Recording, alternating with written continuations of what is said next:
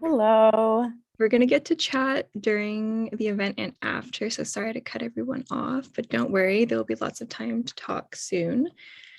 So welcome everyone. I think there's still a few people who are going to come in as we go, but that's all right. So my name is Asa. I'm one of the organizers of Rad Yiddish, and Sophie's my fellow moderator tonight. So we have turned on the auto captions. So if you'd like to use them in the main room, you just have to go to the bottom right of your screen to the live transcript function and just click on that. So if you need auto captions, just click down there. So, okay, and welcome everyone to Yiddishist Living Library. We're gonna get started very soon. We opened our event today on lands that have been inhabited continuously by indigenous peoples for over 15,000 years. Ujpo, so the United Jewish Peoples Order, is in Toronto, so called Toronto, on the traditional territory of the Haudenosaunee and the Anishinaabeg peoples, including the Wendat and the Petun nations, the Mississauga of the Credit River and the Ojibwe. Since we are all coming from different corners of the world, so I'm in so-called Montreal right now, we invite you to put in the chat what Indigenous lands you are on. So just look in the chat for that. Beyond simply acknowledging our presence here, it is important for us, each of us, to reflect on the significance of the land as a living space. In the wake of the uncovering of thousands of missing and murdered Indigenous children, and in the midst of wildfires and melting permafrost, signaling that we are beyond the tipping point in the climate crisis, the petro and extractive industries continue to occupy Indigenous lands. It is important for us as settlers, immigrants, or as displaced peoples to think about our responsibilities to those first stewards, the Indigenous peoples of this land, including those who were brought here involuntarily as part of the transatlantic slave trade. We commit to actively work in solidarity with Indigenous peoples for justice and towards changing and disrupting the ways in which we live upon this earth. The survival of all of us, of all species, depends on it. So let no land acknowledgement, let no day go by where you do not think and live up to those responsibilities. So thank you everyone for joining us tonight. Welcome, everyone. Thank you so much for coming tonight and spending your Thursday night with us. Tonight, we are joined by our wonderful speakers and organizers from United Jewish Peoples Order and Rad Yiddish for an intergenerational evening of storytelling and sharing with Yiddish culture makers and activists from Toronto, Esther Ryder, Sam Blatt, Hannah Weiss, and Shale Kilroy. Tonight's Yiddishist Living Library is an event based on the human library method, where people are the living books, so to speak, that engage visitors with stories and conversations. So during this special evening, there will be four different rooms, on Zoom to learn all about the speakers and everyone here tonight. The speakers will go from room to room, and attendees will be able to learn about everyone, the speakers, ask questions, discover their love for Yiddish, activism, and much more. So grab your favorite mug of tea or drink of choice, snacks, anything you need to spend the next hour and a half or so with us for a cozy evening. Just a little bit about Ujpos, because I know that there's so many worlds colliding right now. United Jewish Peoples Order is a Jewish secular social justice organization with branches in Toronto, Winnipeg, and members in other parts of Canada. Ujpo evolved from the Workmen's Circle or Arbiter Ring, an umbrella organization that includes Bundists, socialists, freethinkers, secularists, Yiddishists. Ujpo operates a camp community in the summer called Camp Nivelt, holds secular social justice focused celebrations of Jewish holidays, runs an ongoing youth group, and hosts a range of other cultural, educational, and political events, such as this one tonight. Ujpo identifies 5 ongoing social justice priorities: Indigenous rights, the environment, racial and economic justice, LGBTQ+ issues, and Israel-Palestine. Ujpo is affiliated with the Morris Winchevsky School, a secular Sunday school program for young people from preschool all the way to Bar Mitzvah. And we even offer an adult secular Bar Mitzvah for people over 18 years old who are seeking a Jewish learning experience. Without further ado, I'd like to invite Fregel to introduce us to Rad Yiddish.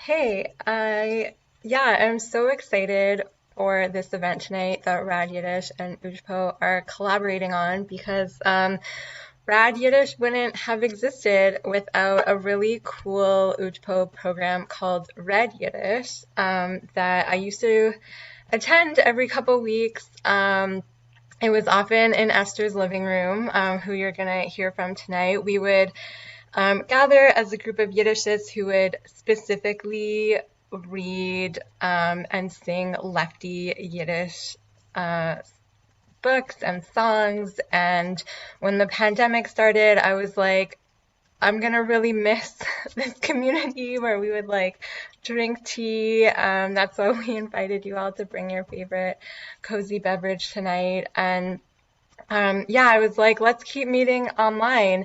But the cool thing about doing things online is that anyone from all over the world can come, not only to Toronto. And so if you've been coming to Rad Yiddish events for the last 2 years, you've been part of this amazing international, transnational lefty Yiddishist community. If this is your first time at a Rad Yiddish event, welcome. But yeah, we really wanted to introduce you folks from all over the world to the roots of Rad Yiddish that started in living rooms in Toronto, and bring some of those folks who used to come to those in-person events to you all to hear their Rad Yiddish stories. And yeah, without further ado, I'll pass it to whoever's gonna give some bios of each of our 4 presenters tonight. Just quickly before we read the bios, I'm going to post Rad Yiddish's community agreements in the chat so people can look over that. That should work. Oop. I will do it soon because it is being a bit weird.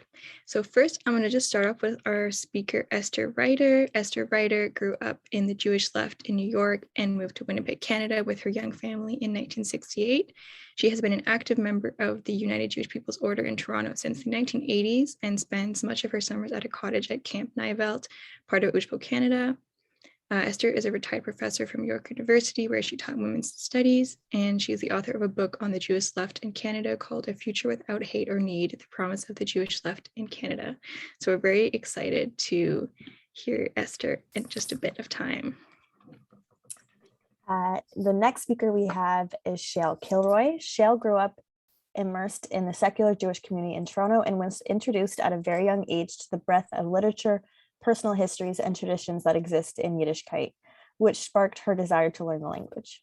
In 2018 and 2019, Shale spent her summers in the Steiner program at the Yiddish Book Center, a 7-week intensive language program in rural Massachusetts where students learn Yiddish and live together. The strong community built during those summers was Shale's first experience of how Yiddish educational settings are ideal for building Jewish communities. Since then, Shale has developed a particular interest in Yiddish education as a tool for community building. Ooh. Many people report they have created lasting relationships in Yiddish language learning spaces, and Shale's interest is in the why and how virtual and physical communities are built around Yiddish and the diverse pedagogical methods that contribute to that. Shale is currently completing an MA at U of T in Yiddish studies with a focus on contemporary Yiddish education. Very exciting. Okay, so our third speaker is Hannah Weiss, is a student for life. Currently completing a specialized collaboration MA in the study of religion and Jewish studies, Hannah is focused on the intersections of Yiddish history and language, queer phenomenology, and OTD off the derech identity. Exiting the Hasidic community during her teenage years, Hannah returned to Yiddish during her undergraduate degree, completing a number of Yiddish language courses at the University of Ottawa and at U of T. Since then, Hannah is always excited to read a bisschen Yiddish with other learners and lovers and practitioners of the language. In their spare time, Hannah can be found singing their heart out while playing their baritone ukulele, very cool, reading and learning about the world, or on very long bike rides. So, very exciting. Yay. And lastly, Sam Blatt. Sam grew up in a traditional Jewish home with Russian immigrant parents, had a Yiddish-oriented education, and the labor Zionist involvement until arriving in Toronto. Sam maintained the strong Yiddish involvement all of his life. Yiddish drama group, Yiddish Lenin Kreisen, and Yiddish translation group. They have published 2 books of translations and soon to be published, hopefully a 3rd, very exciting. By profession, an electrical engineer, but by inclination, involvement with human rights and community participation. Sam joined UJPO about 15 years ago, together with his partner Ronnie, initially because it provided a comfortable Jewish/Yiddish platform for their political activities, which included both Central America at the time, as well as Israel-Palestine. They led 3 anti-occupation tours to Israel-Palestine since 2005 and a solidarity tour to Venezuela in 2011. Between 2000 and 2015, they spent 6 months every year in Israel-Palestine, during which he was involved primarily with anti-occupation NGOs, but with Ronnie also started a Yiddish Lenin craze. Sam is also the editor of the UJPO News during his time at UJPO, and he took responsibility for among others, the Yiddish column. So I want to welcome our 4 incredible guests and our 4 incredible speakers and all of our amazing guests for coming tonight. I will try to explain the logistics of tonight as simply as possible. So I will be creating 3 different breakout rooms, 4 rooms technically, including the main room. Then I will randomly put everyone in different breakout rooms evenly. And the speakers will then move from room to room every 15 minutes. So in each room, you will get the chance to see and hear and speak with each speaker, but you don't have to move anywhere. The speakers will be rotating from room to room. If you would like to have the closed captions on the bottom, or if you have any accessibility needs, you can stay in the main room the entire time.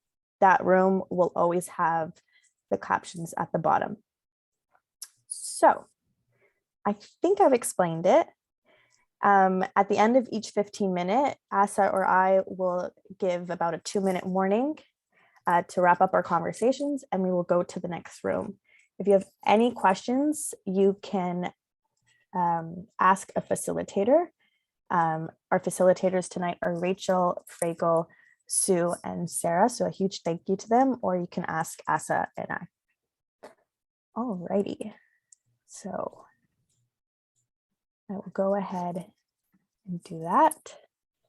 Yeah, welcome folks who are here for the first session. We're going to hear from Shale share a bit about her connection to Yiddishkeit. If folks want to add their pronouns to your Zoom name or put it in the chat and also share your favorite Yiddish word, we can spend 30 seconds just getting to know each other. So yeah, feel free to share that in the chat.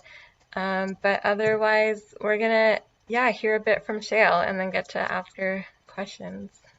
Take it away.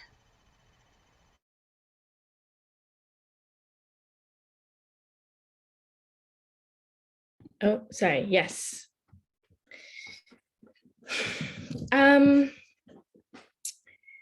So my name is Shale, and I have been involved with UJPO since I was a kid, and so in extension Yiddish as well. My first sort of substantial exposure to Yiddish was as a young teenager when I was involved in a large intergenerational community theater production called Oi die Welt wird werden jünger, or Oh, the World Will Grow Younger, which was produced by Jumbly's Theater at Nijvelt in 2008. The inspiration for that play was the diaries of a woman named Manya Lipschitz, who was one of the founding members of the Jewish Women's Labor League in Toronto, which founded Camp Nijvelt. And she spent her childhood at a Yiddish speaking children's commune. So this play involved a sort of reenactment of that commune, as well as a lot of oral history interviews with members of the community who spoke Yiddish as a first language. And the kind of oral landscape of the play was a lot of Yiddish. And that was kind of my first experience of and sort of exposure to ethnographic fieldwork and this kind of like amazing array of personal histories and literatures and traditions that exist within Yiddish, and sort of the work that it takes to unearth and share and study them. So that was kind of my like jumping off point. I was 13 when that happened. And then after I graduated from university, I went to the Yiddish Book Center for their Steiner Summer Yiddish program. The Yiddish Book Center is like this very amazing Yiddish space. It's like a library and an archive. They have millions of Yiddish books, rare and common, all kinds of different books. They do all kinds of community stuff, and they also are a museum, so they have a lot going on there. It's a very beautiful space. It's built to kind of look like the wooden synagogues that were very common in Poland before World War II.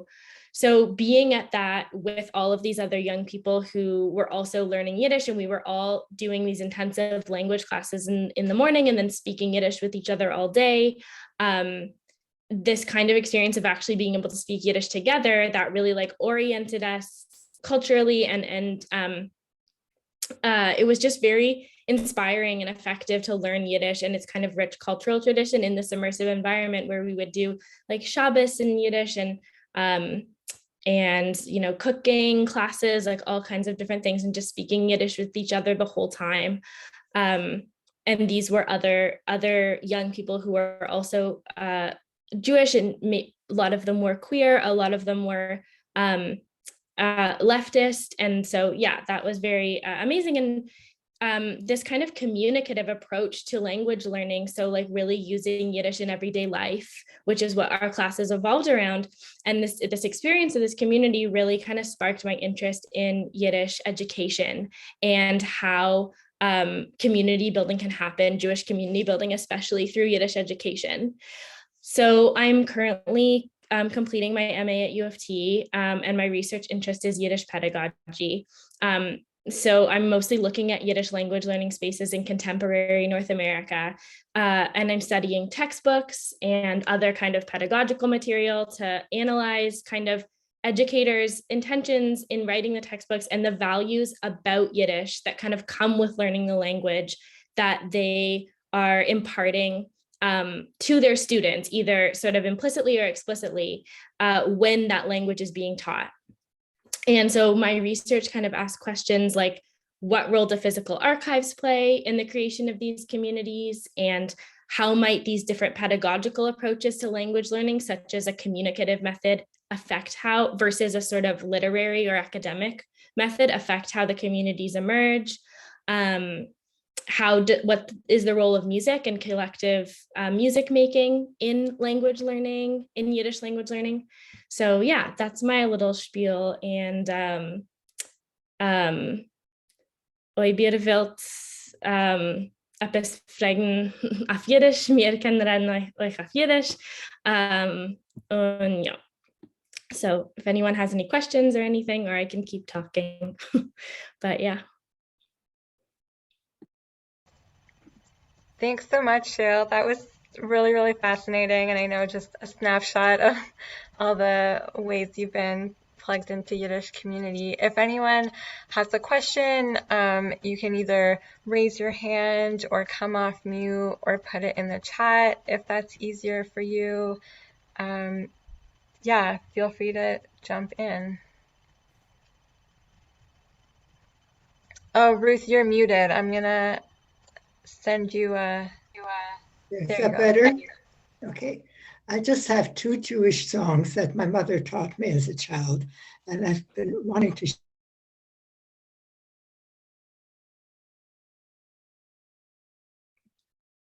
Oh, did we lose Ruth? Oh, you're muted, Frigel. Yeah, Ruth, you're frozen. I don't Frozen. know if you can hear us. No, can you hear me? Oh, now we hear you. Yes. May I sing the two Yiddish songs that my mother taught me? Maybe we have time for one of them. They're short ones.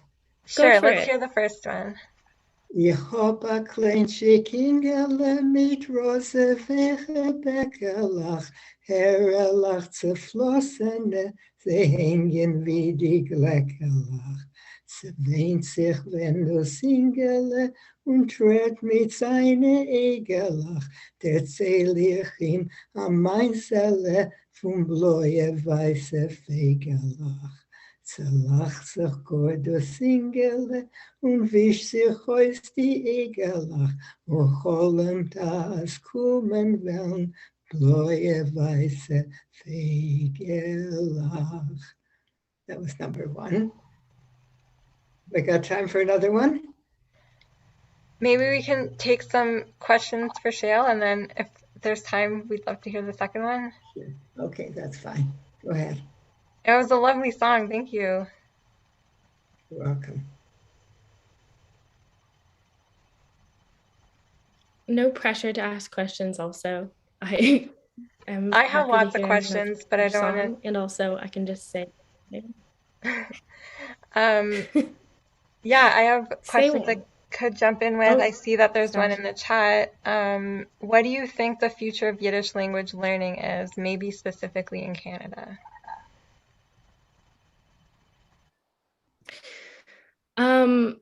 I think that, every generation actually, like, since every generation since really, for most of the second half of the 20th century, there's a sense that this is like the generation of the Yiddish revival, but really it keeps happening.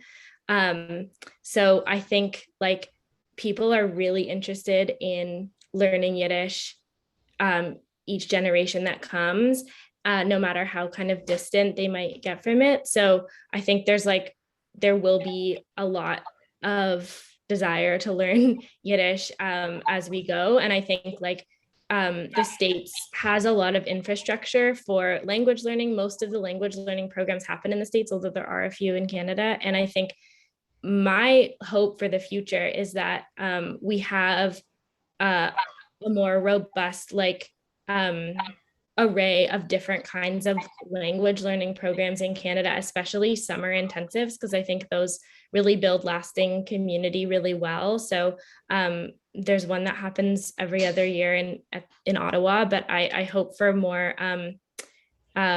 summer intensives that also are not just university students, but are intergenerational and integrate like community members from all over that may want to learn Yiddish. And yeah, that's my dream. Yeah, I want to jump on that theme about like integrating intergenerational community.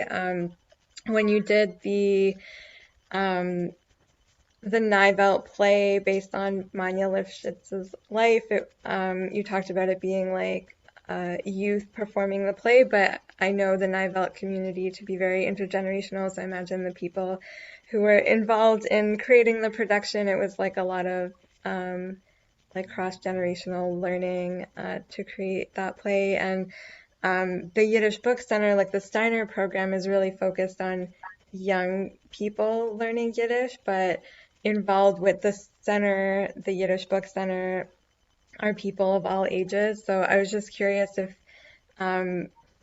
yeah, you could speak more to like that intergenerational thread, like you talked about, like language as a collective process, as a communal process, like how we can keep that going.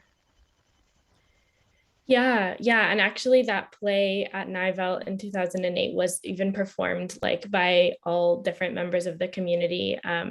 Sort of the teenagers and kids did this sort of reenactment of this children's commune, but then everyone came together to do the final production. But yeah, I think like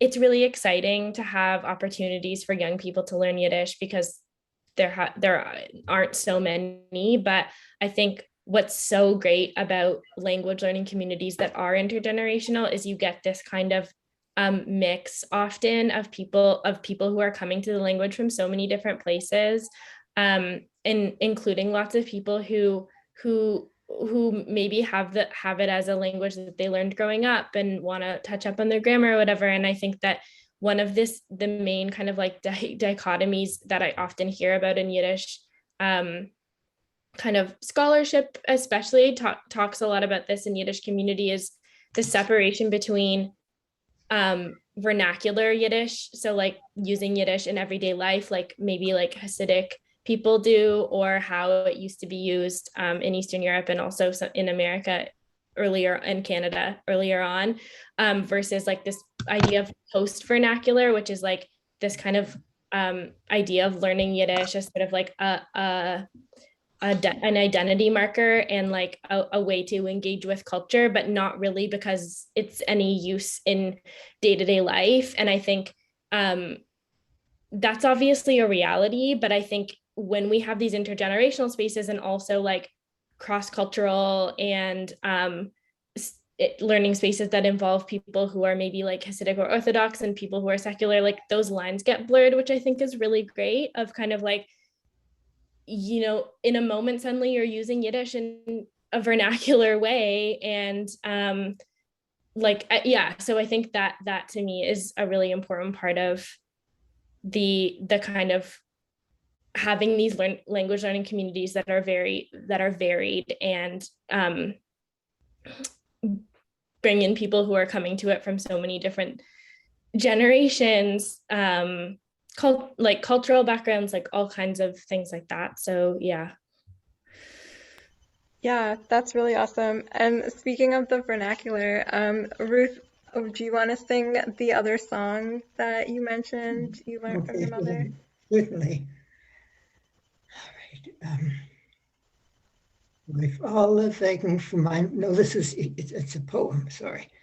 Auf alle Wegen von mein weiter Fremd, flattert euch a dunkler der Monnung mein Hemd, mein und einzig Hemd, was verlattet mein Mamas alte Hemd und mit der Bruche mir mitgegeben in der Fremd. Hat sie mir gesagt, bist noch jung, bist ein Kind, Streucheln die, was suchen und willen, nur die, was suchen, I'm sorry, I mixed it up. Let me get back to it.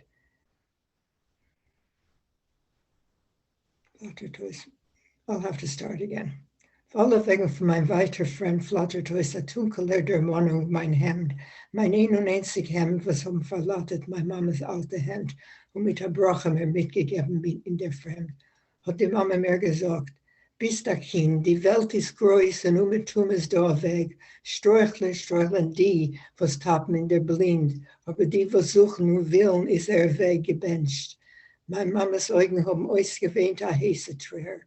Bis mein Blut, ich wollte mein Herz gegeben, aber das ist als mein Kind, ich hab nicht mehr.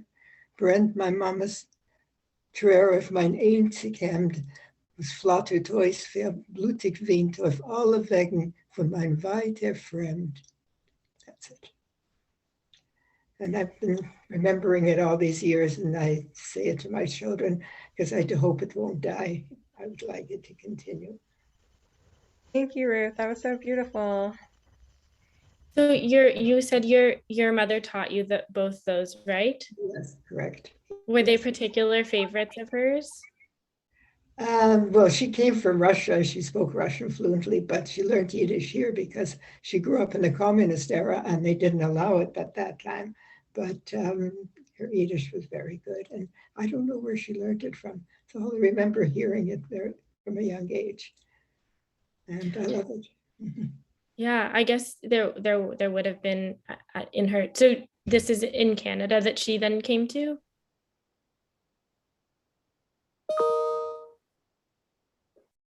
Oh, frozen again.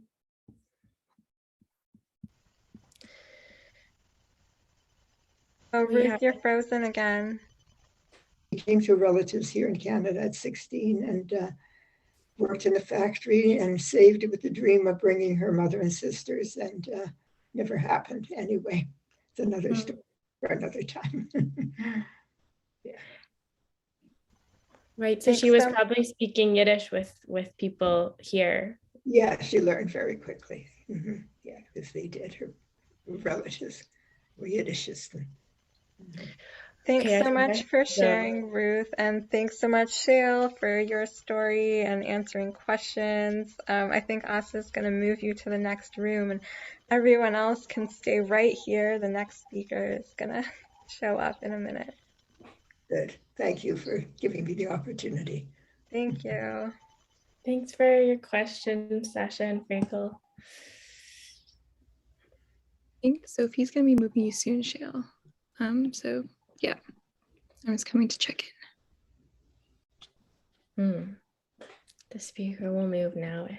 I don't want to say anything too meaningful because I'm going to be cut off in the middle. Does anyone else want to sing a Yiddish song or say a poem?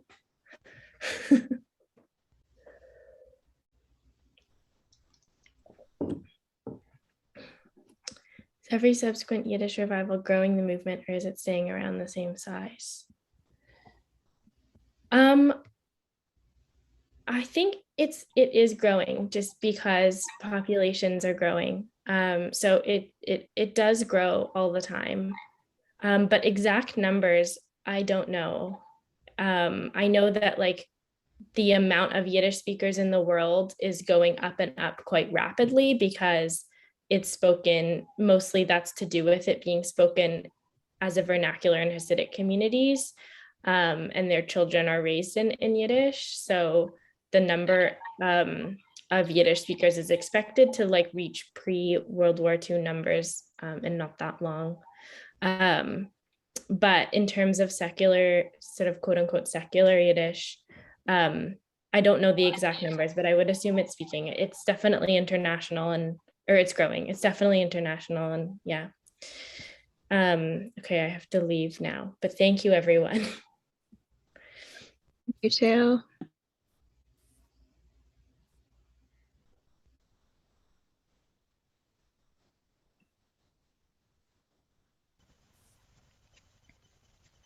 I think the next person who will be joining us is Hannah White.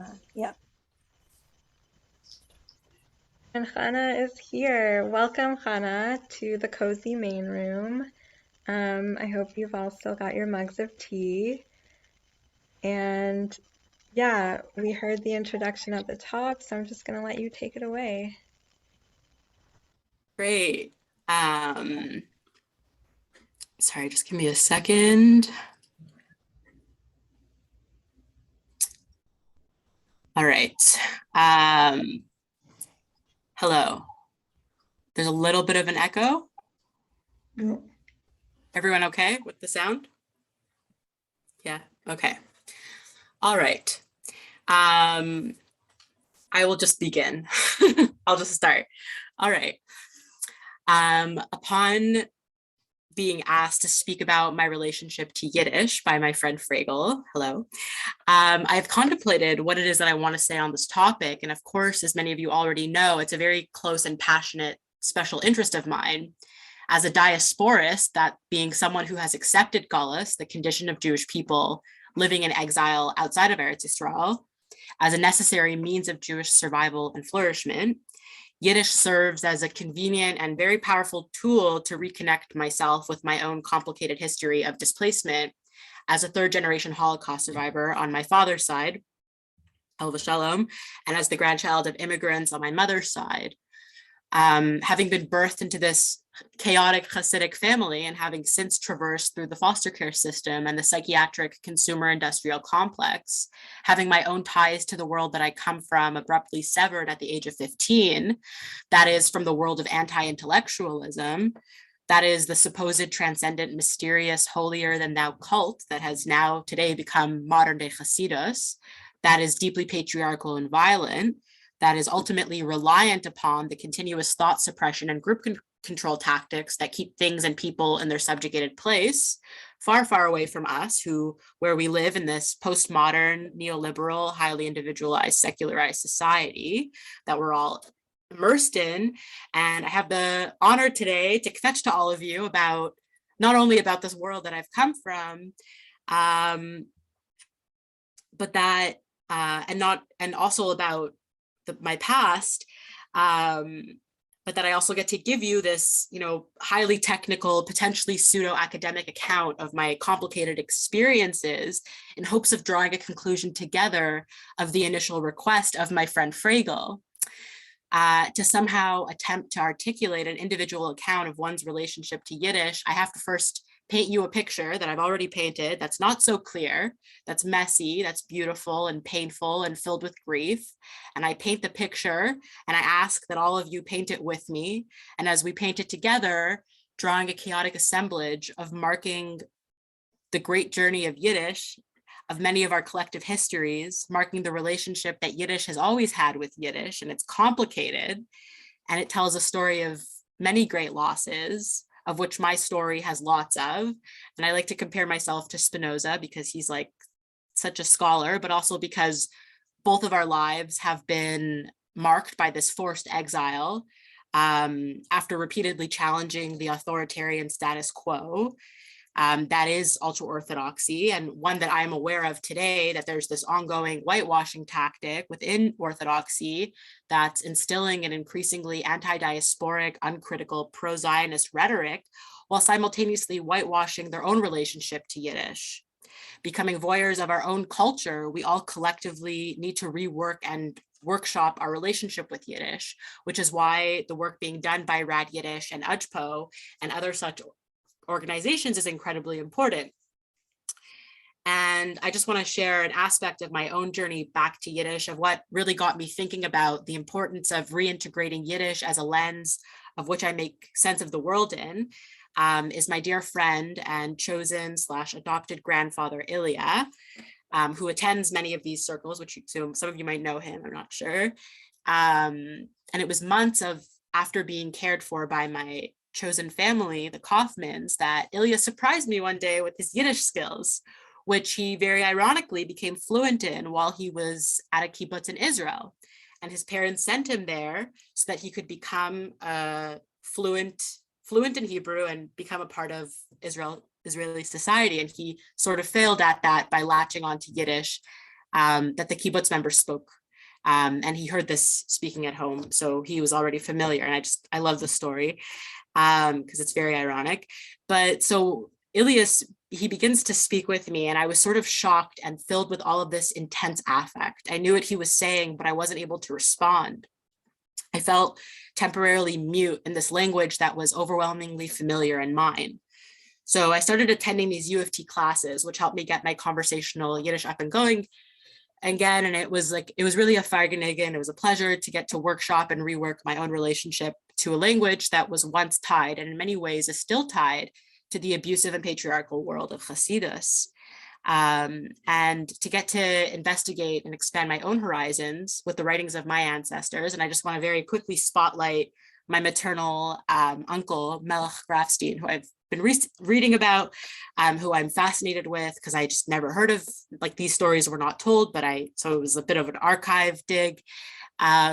And reading about his double life in this Yiddish journal, the Jewish Observer, that he published and edited, about him going undercover as a radical, spreading socialist propaganda in occupied Poland. And he was dressed as a chassid, and he would smuggle these pamphlets about, revolution underneath his rekel, his religious garb. And he would always go unnoticed by patrolling police. And it's in these retellings that collectively change and transform how I relate to the language, and how collectively we transform how we all relate to the language.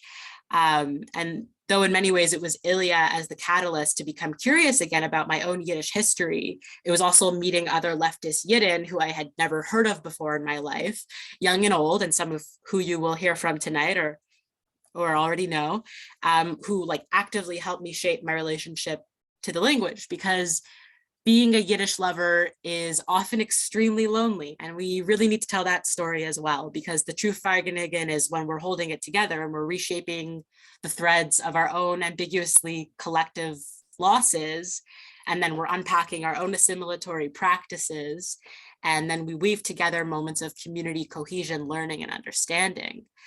It's very strange for me to talk about my own individual relationship to Yiddish,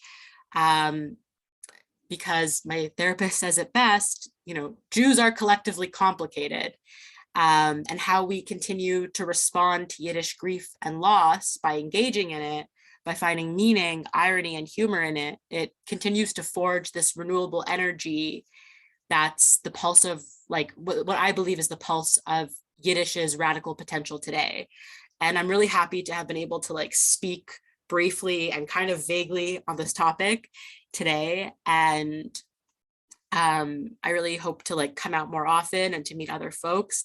And I'll just I'll just end off with a bracha of Lador Vador, may we pass on the renewable, radical potential of Yiddish today, and be a part of it and build beautiful things.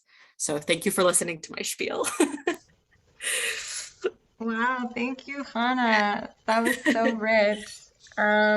I know I have a lot of questions, but if anyone else does, please raise your hand or put it in the chat or come off mute.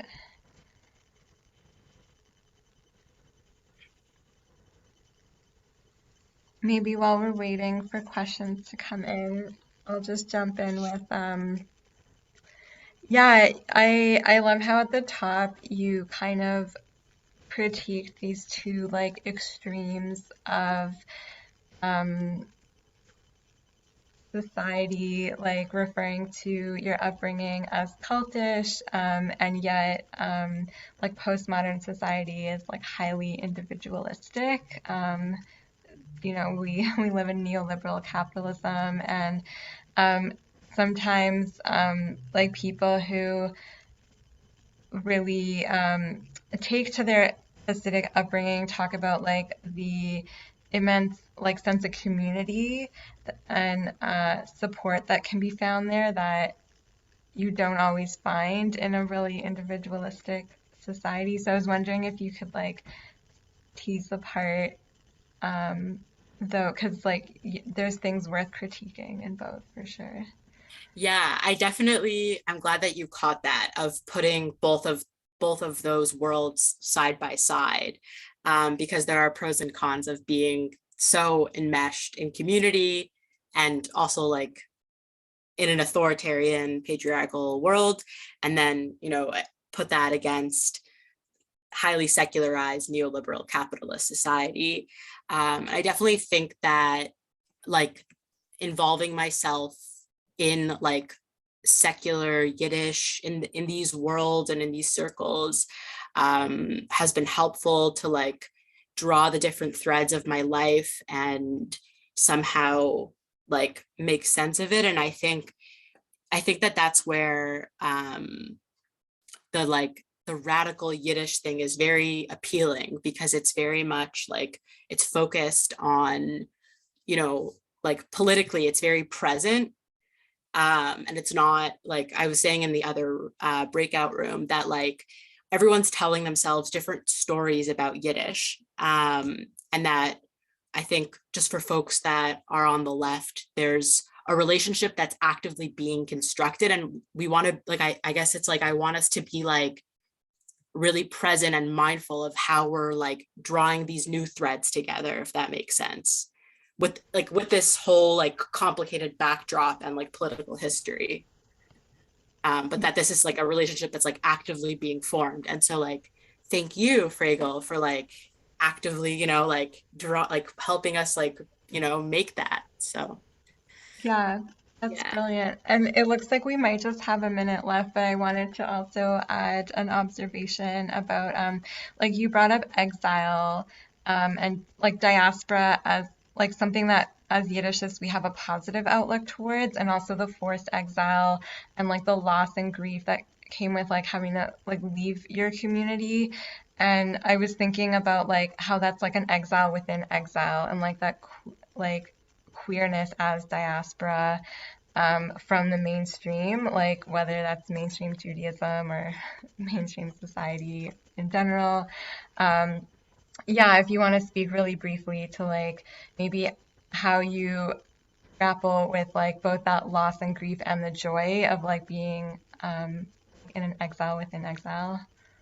Yeah, I'll just say like I'll just say very quickly because I see um the notice.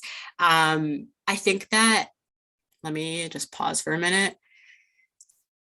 Yeah, I think part of the healing work that I've done is actually like reminding myself like how Jewish the narrative is, right? And like finding scholars and also like real life humans, but scholars are, I guess, the most famous example, like, which is why I brought up Spinoza, of just like, oh, this is a Jewish story. This is, and sort of like coming from ultra orthodoxy, when you leave, they say, okay, you're no longer a part of this. Like it's very binary.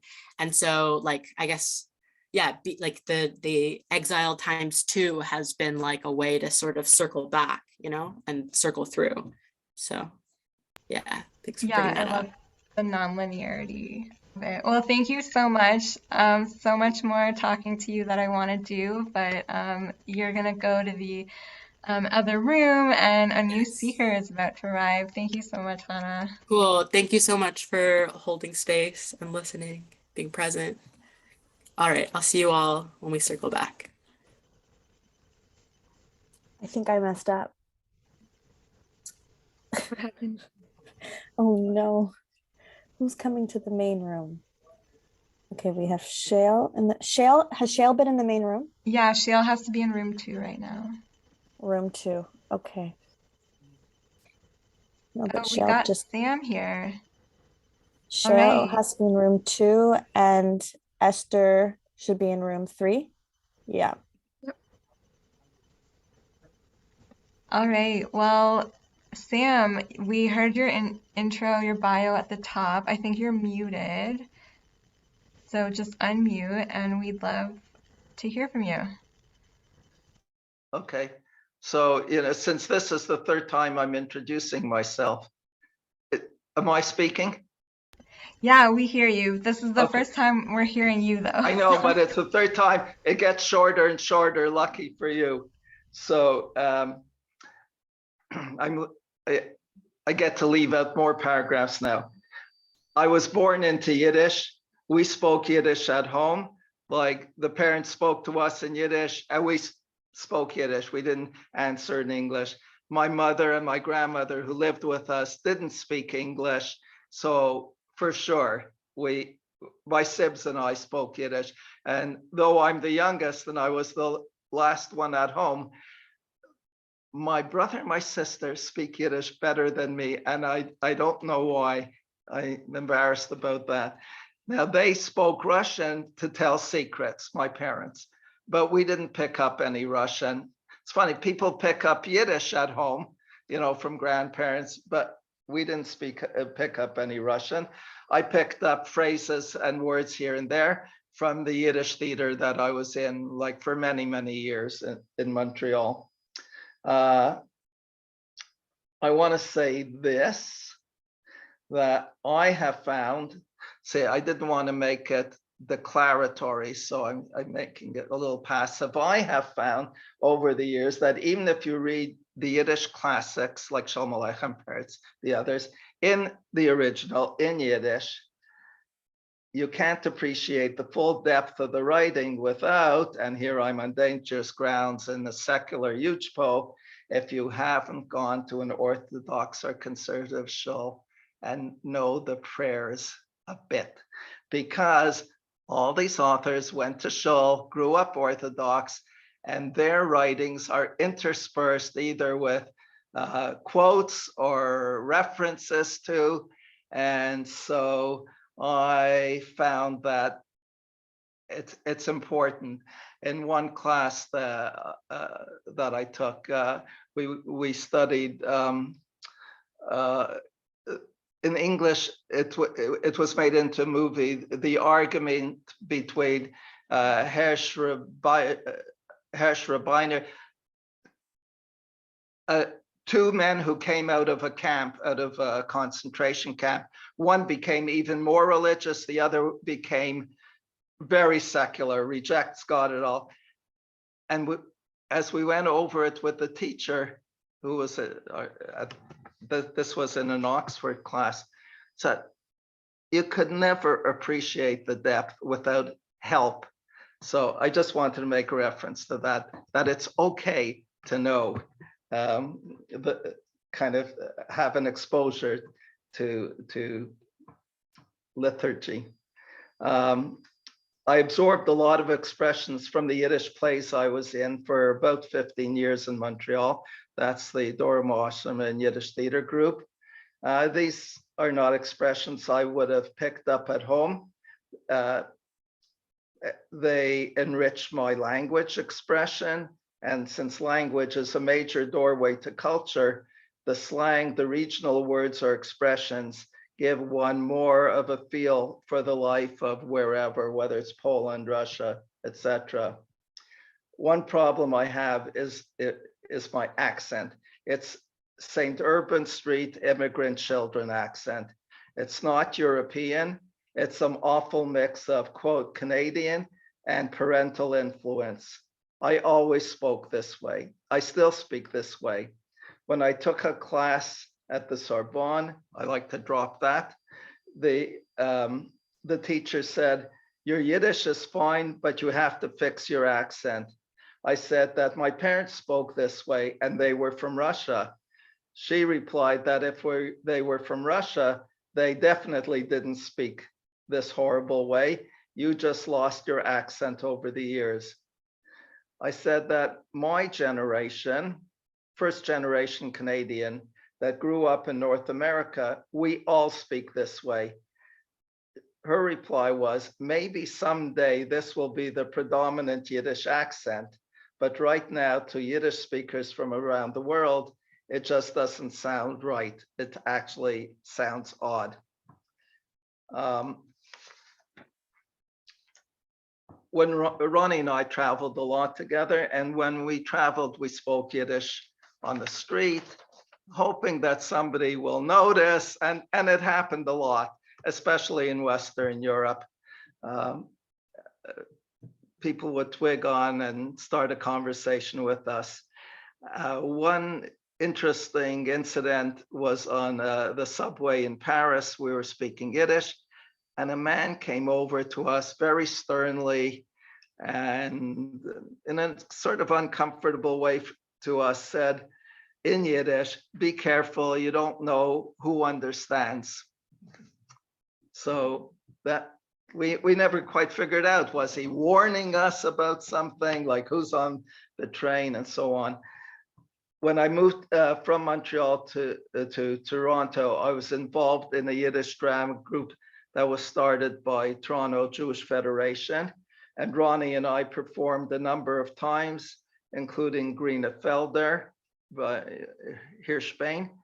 And for us, that moved into becoming involved in Lane Kreisen.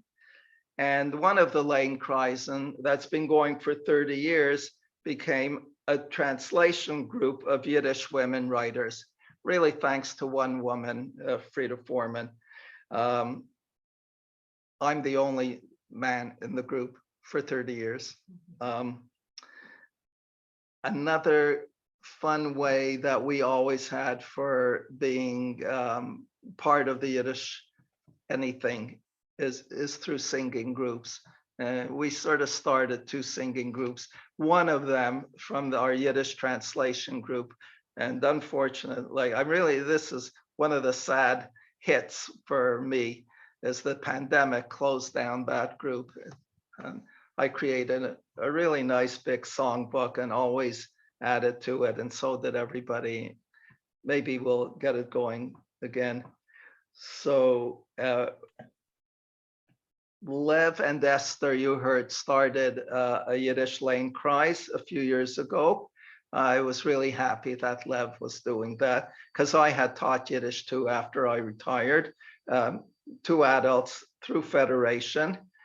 Rad Yiddish had a political theme. I thought that was great. The name Rad Yiddish sounds suspiciously like Red Yiddish. So to finish, I have two lenses through which I see the world. For me, they're tightly linked, Yiddishkeit and human rights. And those are the two areas I have mostly spent my time and effort over 40 years.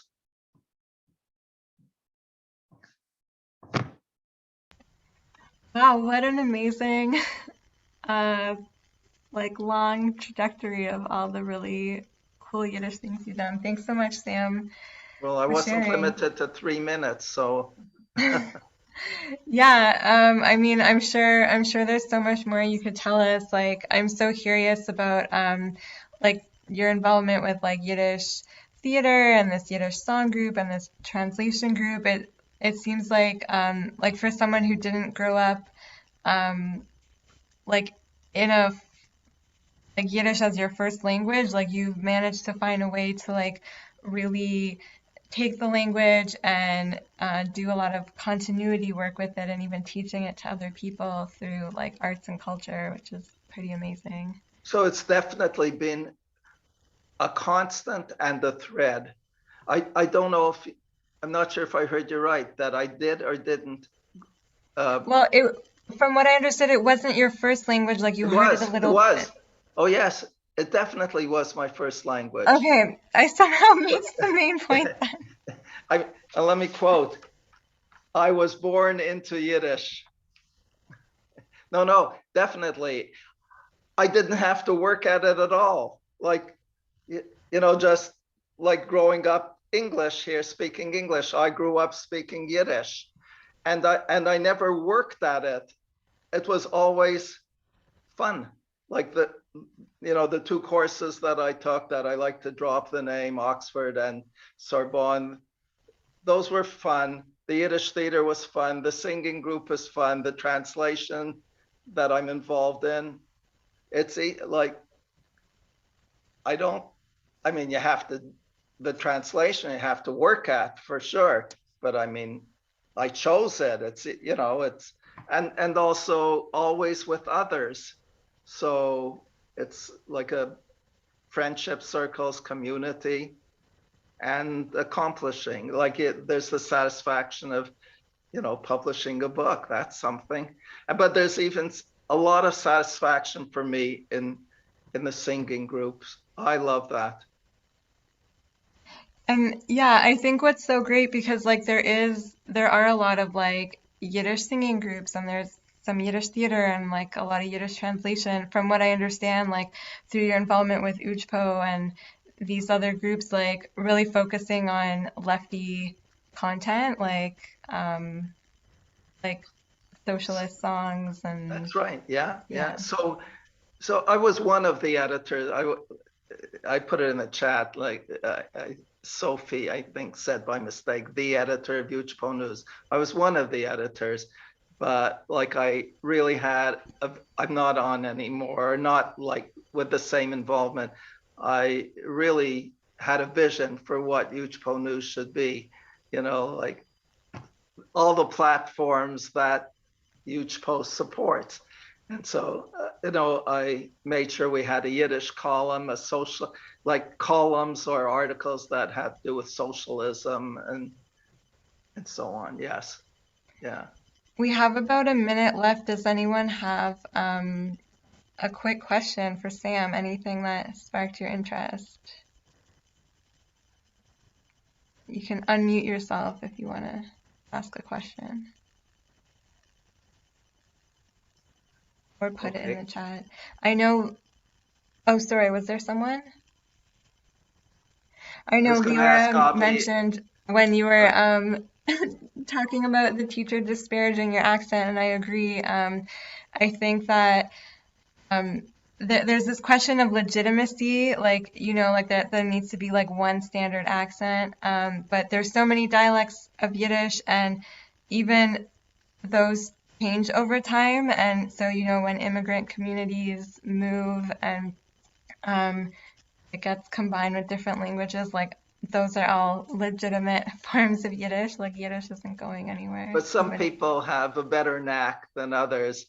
And I said my sister and my brother, spoke, I think, a richer Yiddish than I did even. And they could speak with a better accent. My sister lives in Israel now, so she's, she rolls her R's and so on. And so it just sounds better. I have to agree. Or different. We could say it sounds different. Yeah, okay, you could. What's funny is people from the Montreal accent is quite recognizable. More than once when I was speaking, somebody would say, "Are you from Montreal?" And other Montrealers would recognize it. Well, it looks like we're about to switch speakers. So everyone give a round of applause to Sam. Thank you so much. We really appreciate hearing from you. And we're gonna hear from Esther next. So I have to get moved. I didn't get an invitation to move. What do I do? Oh, wait, you'll move very soon to room 3. Okay. Do not.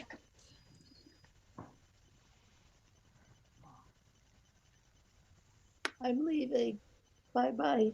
It was nice meeting you for half a minute. Take care, everybody. He's like a Zondalaman. Thanks, May. There's going to be more speakers if you want to stick around. Yeah, my husband's calling for supper. Got to go to supper. Food's more important. Hello, Esther. So we heard Esther's bio at the very top of the event, and I'm just going to pass it to you. Make sure you're unmuted.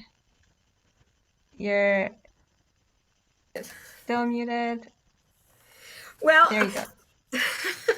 It's funny to be here with Faye because Faye, you better unmute yourself. Everybody should unmute themselves. If we make noise, we'll say that. I was saying that I grew up in the Jewish left, in the shulas that were actually totally the American equivalent of the Canadian shulas.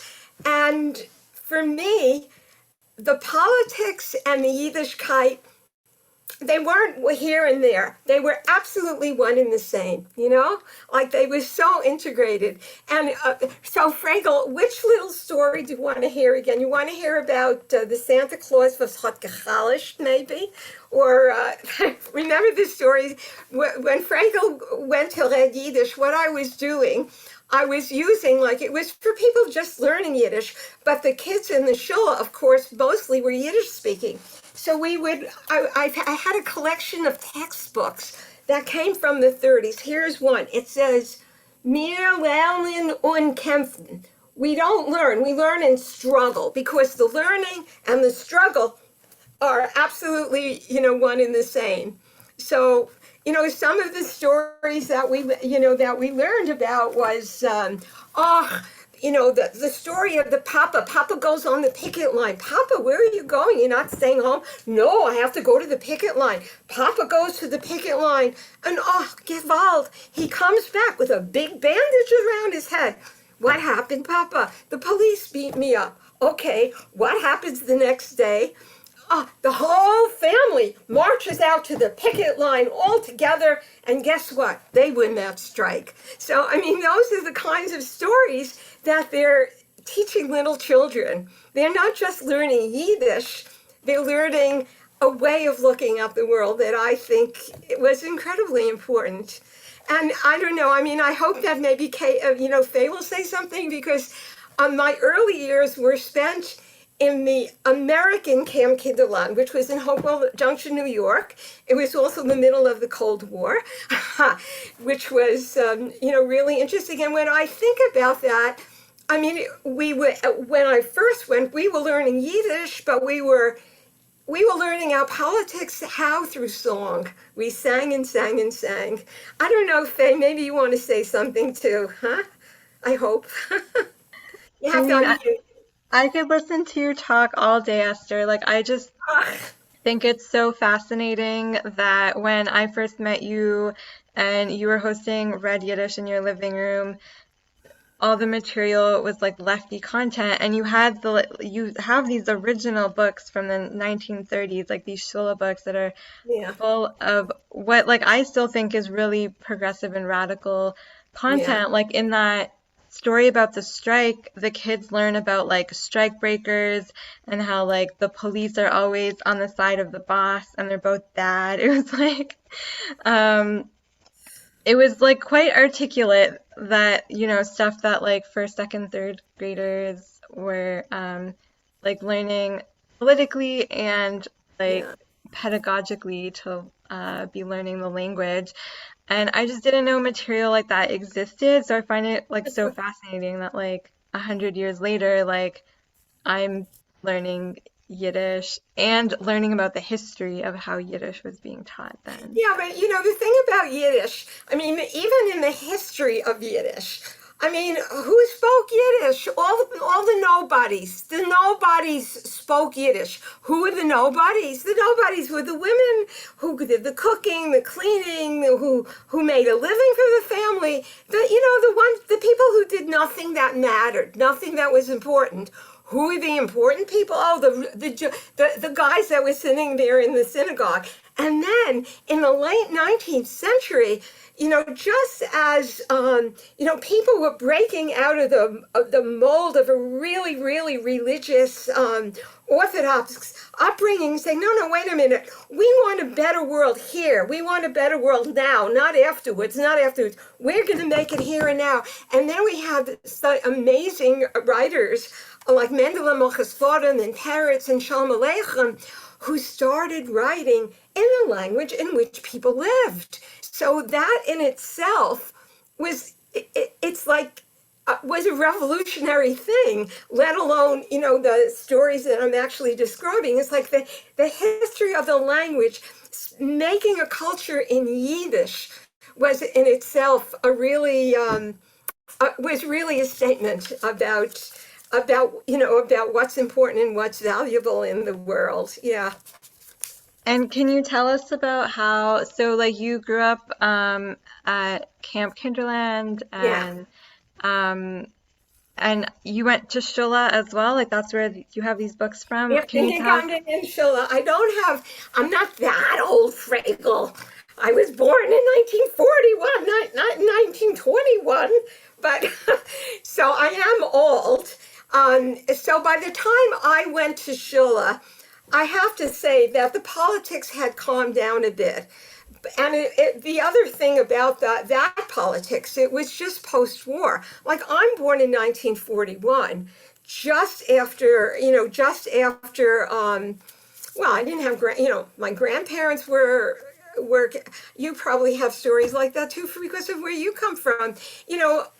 I never knew my grandparents, aunts, uncles, who knows what, were murdered in the Holocaust. And what we were learning in the Shula was really quite interesting, because they wanted us to know, but how we to know was a very particular way. It wasn't, okay, mir kein mal nicht vergeben, kein mal nicht vergessen. We're never going to forget, we're never going to forgive what was done to us. But how we were learning about it was not like, oh, Jews, Jews, Jews, that's it. It was starting from that base to reach out to, it's our responsibility to care about racism wherever it happens, to care about class exploitation wherever it happens. So in other words, it's like a gut identification with injustice, and for the importance of trying to make the world a better place. It's like that you have to do it because it's you. It's not just them. You are them. I don't know if I'm describing it right, but there is this kind of identity. And so for me, the beauty of the language, and it's a sehr schöne Sprache. It's a beautiful language, and it's full of such emotion and humor and all kinds of wonderful things. So I do love the language. And I also love, the connection with the politics, and also for the people, like for the people both in the in New York and in Toronto, who became involved in this. It wasn't just a political thing. I mean, come on, they were singing, they were dancing, they had theater, and I'm not talking with nothing, like in Toronto.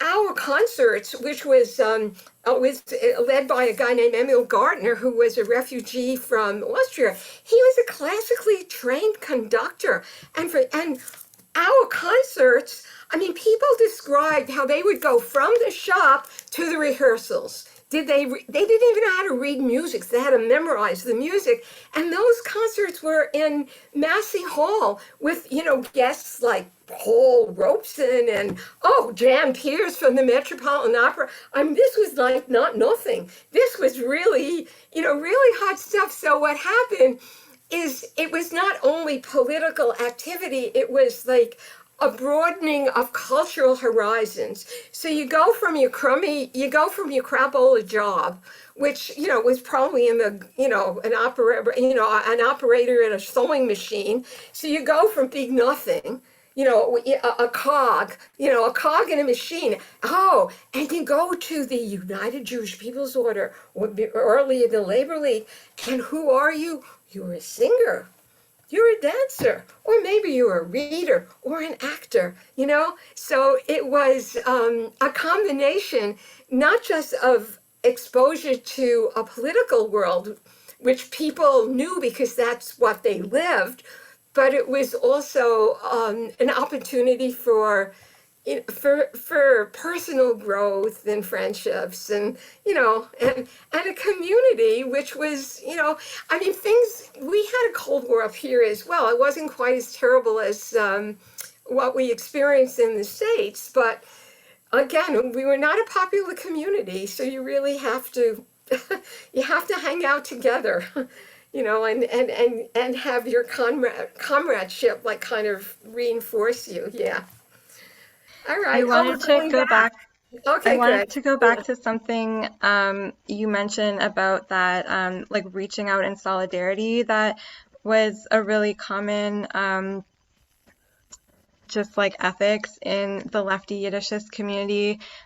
Certainly throughout history, especially after the Holocaust, a lot of Jews became really insular and like bought into the myth that we could be safe by becoming more insular. And I'm curious if you could speak to like how this lefty Yiddishist community that you grew up in really like influenced your like politics and community work. Well, I mean, it's sort of the difference between people that had a focus in Israel. We're going to go to Israel and we'll be safe in our country. And then the alternative thing is, oh, no. We have to make the world a better place for everybody. That's our safety.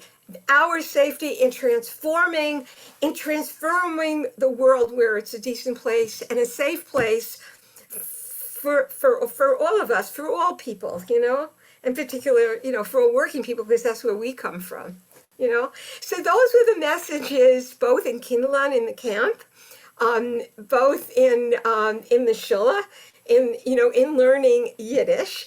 And, the kind of teaching that we had was like to die from. I mean, really. I mean, my drama teacher was a member of the arts. He was wasted on rotten children, but he was like a professional actor, And I'm sort of, and I know the same things existed here, here in Toronto. And in Montreal, we really have a proud history, and it's connected with the love of the language. It's connected with knowing where we come from, and as you said, Frankel, not in a narrow way, but as a base to embrace all the thing, engaging with all the things that are wrong in the world,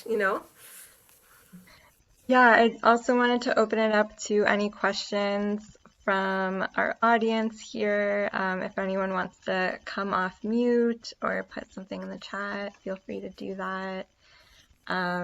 But yeah, I just just love every story that you ever share with us, Esther, Thank from you. your upbringing and the wider political context. And even though we just met like 2.5 years ago, No. yeah, I know that you bring like a real commitment to politics and community and to like Yiddish arts and culture in everything you do. And I think it's, yeah, really amazing that like you're continuing this lefty Yiddishist tradition and passing it on to us. Thank you. I think that in a minute, the breakout rooms are going to close, and so we're going to have everyone from all four library reading rooms with all the living Yiddish storytellers come back and regroup in one big room. But let's give a big round of applause to Esther. Meanwhile, thank you so much. Thank you, guys. Question, are the Shirley books available anywhere? Like, You know what? I was just answering. I got this. I fell across them in the Yiddish Book Center, and I don't. You can see that I really didn't handle them properly, like an archivist should. Like when they fell apart, I pasted them together, which is a no-no. I don't know what to do with. I'm gonna have to figure out what to do with this collection because I don't know where else they are available. So I have to make sure that this ends up in a place where other people can see them. Yeah, it should be scanned and preserved Yeah. if it's not I've been already on the thinking Yiddish about that. Book Center's website. Yeah, I mean, I'm an old lady, so I really need to figure out how to take this really precious stuff and make it available. Yeah. Oh, good. We're going back into the wider group.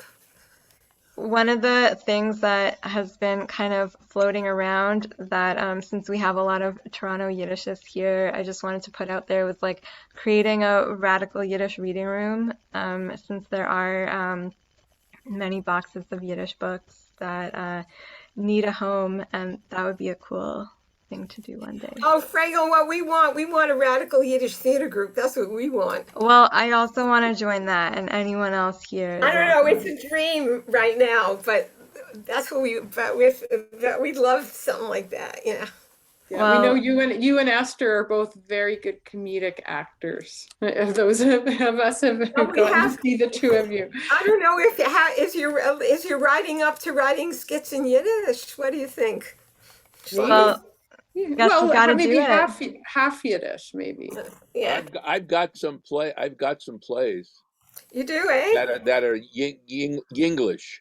Really? That I wrote for kids when I was teaching Kinderschule. One act plays one thing on Nit Nachecher and another thing about Kaporis, Shalom Aleichem Kaporis. Oh yeah, no, you mean when the chickens go on strike? Yeah, I wrote we've done those. We've done both of those. I wrote songs to it. I wrote songs to it as well as. So we're gonna ask everyone to mute just for one more minute while Asa gives us some really fun updates and announcements, and then we'll keep the room open for chatting after we officially wrap up. So Asa, take it away. Thank you, Fragel. I didn't want to interrupt everyone's wonderful thoughts, but we'll get back to them in a moment. So thank you so much, Esther, Shale, Sam, and Hannah for joining us tonight. It was really awesome. I got to jump in to the different breakout rooms. Everyone said really, really great things and just absolutely fascinating. So thank you so much for sharing, and to everyone for joining us, because that is what makes it even more special, right? And also thanks to Ujpo. We're just going to quickly paste some Rad Yiddish donation information in the chat. Obviously, just in case, no pressure, in case you want to give us a little tip. We always want to keep all our events free to keep them accessible. But if you do want to give a little donation or a big one, it would be really great. And it means that we can keep making these events and paying compensating our organizers and volunteers. And then a last thing, so our next event that's coming up is a Purim Games with a costume contest on March 20th. So people are going to come in costume and we're going to play games and it's going to be really awesome. So that's March 20th from 1 to 2:30 p.m. ET. And I'm going to put that in the chat. And I think, Sophie, you wanted to say some quick announcements too, right? Yeah, just some quick UJPO announcements. I will put all the links in their chat. I just want to also remind everyone that Rad Yiddish is 100% volunteer. So, but the updates that we have are, we have an in-person Purim event for the folks in Toronto on Sunday, March 20th. So not this coming Sunday, but the following Sunday. And you can find the registration link in the chat that I just put. Save the date for our annual third Passover Seder is Saturday, April 23rd. I added a link for anyone who would be interested in getting added to the weekly digest that Sue curates every week to get up to date with Winchesky and UJPO things. And if you want like daily updates, please add us on our Instagram at Winchesky. But again, a huge thank you to Asa and to Rad Yiddish and to Fragel and to all of our amazing facilitators, Rachel, Fragel, Sue, and Sarah for their wonderful work tonight. So, round of applause.